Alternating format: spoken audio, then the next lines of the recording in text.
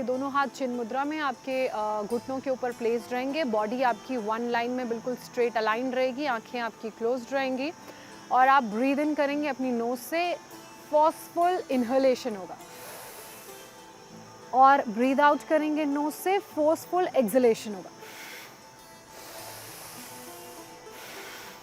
Initially जब आप भस्त्रिका कर रहे हैं तो कम से कम 10 राउंड आप कीजिएगा। Forceful inhalation, forceful exhalation is 1 round and then again ऐसे आपने 9 राउंड और करने हैं। तो जब आप फोर्सफुल इनहेलेशन और फोर्सफुल एक्सहेलेशन करेंगे तो एक आपके नोज से हवा का पूरा पैसेज, आपके नोज के पैसेज से हवा ट्रैवल हो रही है ब्रेन से फिर नीचे बॉडी तक।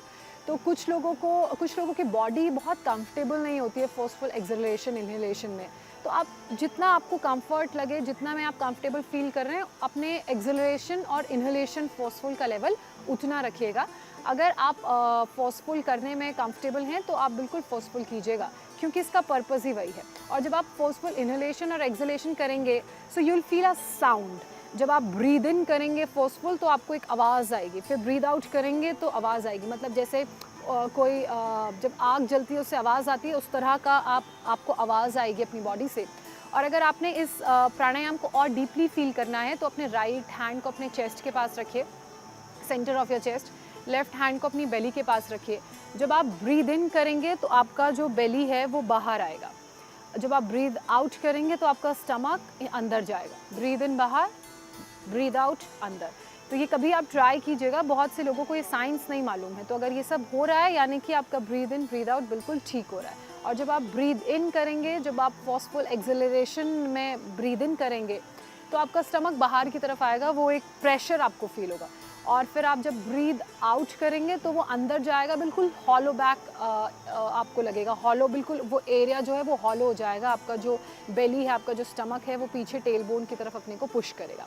तो दोबारा करते हैं, 2 राउंड करेंगे, लेकिन आप इनिशियली 10 राउंड से इसकी शुरुआत कीजिए। धीरे धीरे करके 10 राउंड के 2 सेट कीजिए। फिर आप कंफर्टेबल हैं तो आप इसे 2 से 3 मिनट तक कर सकते हैं। Again breathe in, breathe out. Breathe in करेंगे, स्टमक बाहर आएगा। ब्रीद आउट करेंगे, स्टमक अंदर जाएगा। वही जो आप मूवमेंट अपने स्टमक में फील करेंगे, वही मूवमेंट आपको आपके चेस्ट पे भी फील हो रही होगी। जब आप ब्रीद इन करेंगे आपकी जो चेस्ट है वो बाहर आएगी। जब आप ब्रीद आउट करेंगे चेस्ट अंदर जाएगी। Again breathe in, breathe out. तो ये है भस्त्रिका प्राणायाम। भस्त्रिका के बाद जो अगला प्राणायाम हम करने वाले हैं वो है कपालभाति। कपालभाति का मतलब ये है कि आप बेसिकली अपने सांस पर काम कर रहे हैं। आप normal breathe in breathe out करेंगे, उसके बाद आप नाक से ब्रीद इन करके लंबा ब्रेथ लेंगे, जितना लंबा आप ब्रेथ ले सकते हैं, और फोर्सफुल एक्सहेलेशन होगा। आपके स्टमक से आप ब्रेथ को नाक के ज़रिए बाहर छोड़ने की कोशिश करेंगे। ब्रीद इन आप एक बार करेंगे, लेकिन ब्रीद आउट आप कम से कम 10 से 15 बार करेंगे। जब आप कपालभाति कर रहे हैं तो क्या नहीं करना है उस पर ध्यान देना बहुत ज़रूरी है। पहले मैं आपको समझाती हूँ कि कपालभाति कैसे करना है। कपालभाति करने के लिए जब आप ब्रेथ को एक्सहेल करेंगे तो जो मूवमेंट होगा वो आपको बेली के पास फील होगा। मैं करके दिखाती हूँ।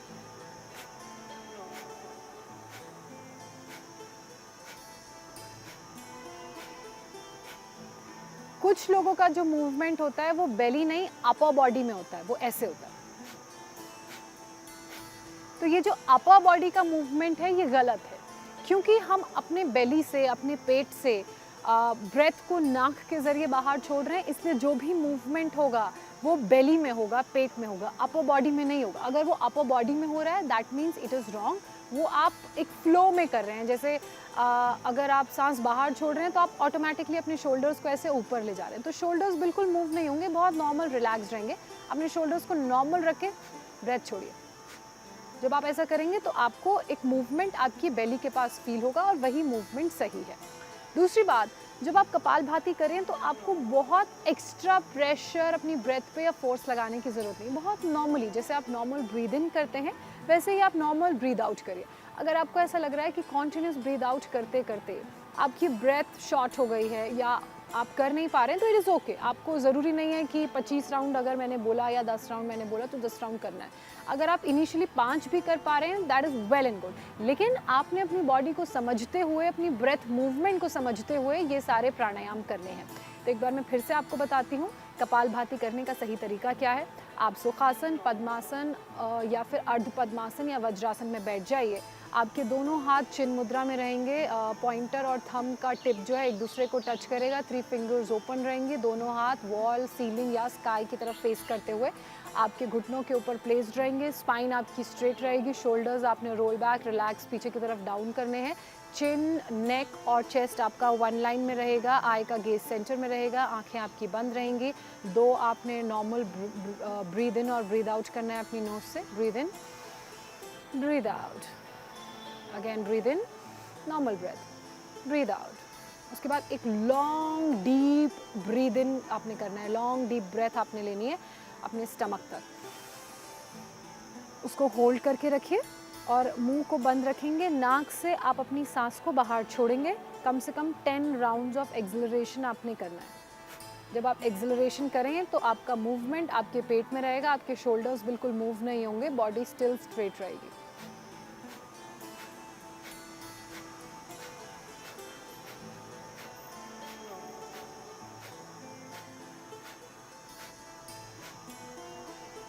उसके बाद आप ब्रीद आउट करेंगे। जितनी ब्रेथ आपकी बॉडी के अंदर है उस सारी ब्रेथ को आप अपनी नोज से ब्रीद आउट करेंगे। फिर नॉर्मल आप ब्रीद इन ब्रीद आउट करेंगे। अगर आप कंफर्टेबल हैं तो आप भस्त्रिका के 3 राउंड कर सकते हैं, 10 के, 15 के, 20 के। धीरे धीरे आप इन राउंड्स को बढ़ा सकते हैं। अगर आप और कंफर्टेबल हैं तो 2 से 5 मिनट तक आप भस्त्रिका कर सकते हैं।